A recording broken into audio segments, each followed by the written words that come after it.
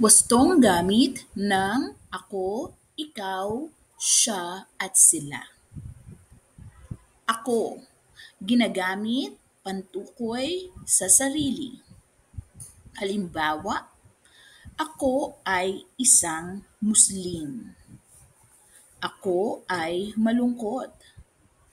Ako ay marunong na bata. Ako ay mapagmahal. Ako ay isang lalaki. Ako.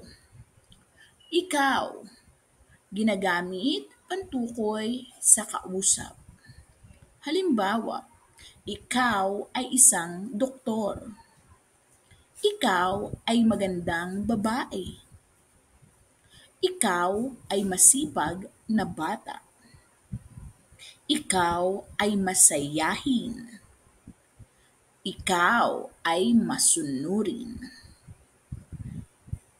Siya, ginagamit pantukoy sa isang pinag-uusapan.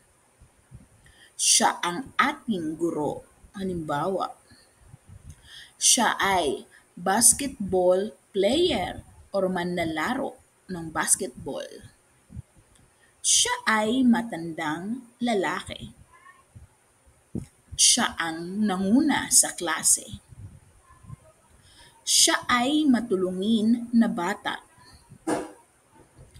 Sila, ginagamit pantukoy sa mga pinag-uusapan. Halimbawa, sila ay mga mag-aaral. Sila ay naglalaro sa parke. Sila ay masisipag na mga bata. Sila ay marunong masunuring mga tao. Sila ay masayahing bata. Thank you very much for watching at kung may natutunan ka, maaari kang mag-subscribe para sa mga susunod pang mga ganitong pag-aaral. Maraming salamat!